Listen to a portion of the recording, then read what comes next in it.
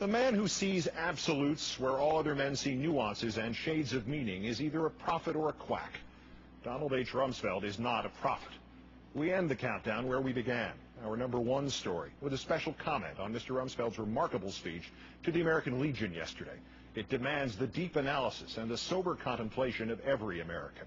For it did not merely serve to impugn the morality or intelligence, indeed the loyalty, of the majority of Americans who oppose the transient occupants of the highest offices in the land. Worse still, it credits those same transient occupants, our employees, with a total omniscience which neither common sense nor this administration's track record, at home or abroad, suggests they deserve. Dissent and disagreement with government is the life's blood of human freedom, and not merely because it is the first roadblock against the kind of tyranny the men Mr. Rumsfeld likes to think of as his troops still fight this very evening in Iraq. It is also essential, because just every once in a while it is right, and the power to which it speaks is wrong.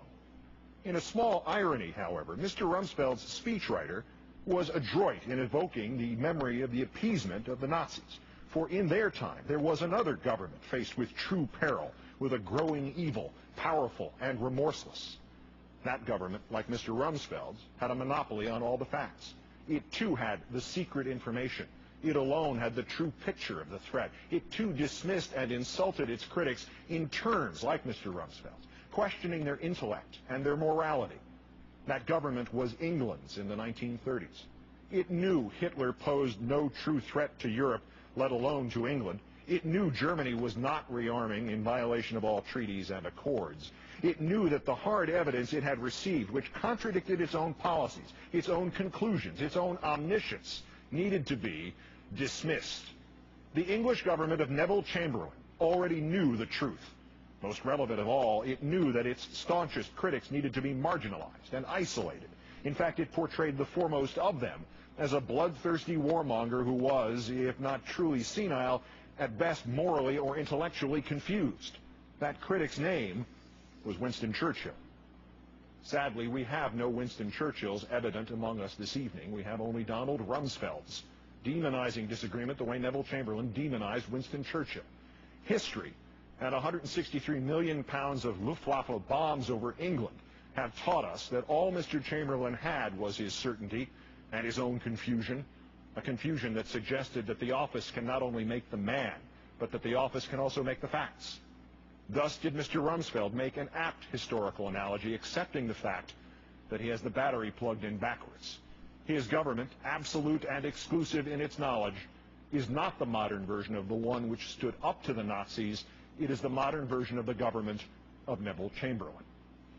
But back to today's omniscient ones. That about which Mr. Rumsfeld is confused is simply this. This is a democracy, still, sometimes just barely, and as such all voices count, not just his.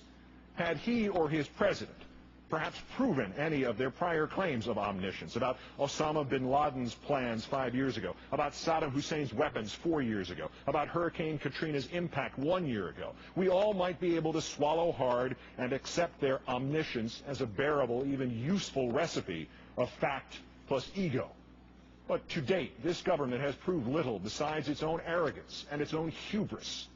Mr. Rumsfeld is also personally confused, morally or intellectually, about his own standing in this matter. From Iraq to Katrina to flu vaccine shortages to the entire fog of fear which continues to envelop our nation, he, Mr. Bush, Mr. Cheney, and their cronies have, inadvertently or intentionally, profited and benefited, both personally and politically. And yet he can stand up in public and question the morality and the intellect of those of us who dare ask just for the receipt for the emperor's new clothes. In what country was Mr. Rumsfeld raised? As a child, of whose heroism did he read?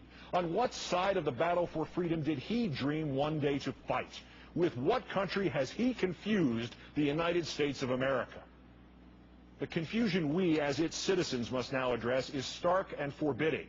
But variations of it have faced our forefathers when men like Nixon and McCarthy and Curtis LeMay have darkened our skies and obscured our flag. Note with hope in your heart that those earlier Americans always found their way to the light, and we can too.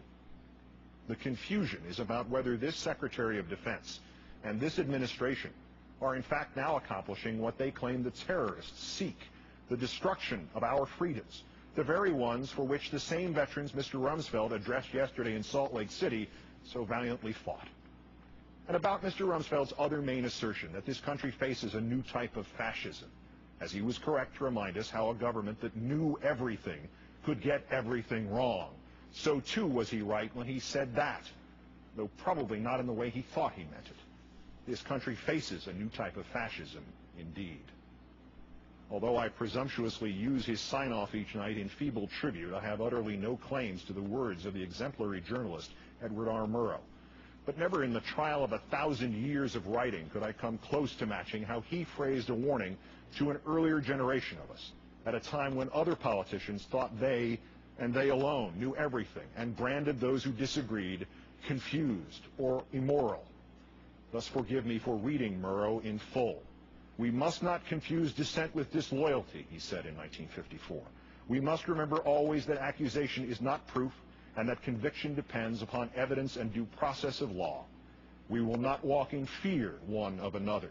We will not be driven by fear into an age of unreason if we dig deep in our history and our doctrine and remember that we are not descended from fearful men, not from men who feared to write, to speak, to associate, and to defend causes that were, for the moment, unpopular. And so, good night and good luck.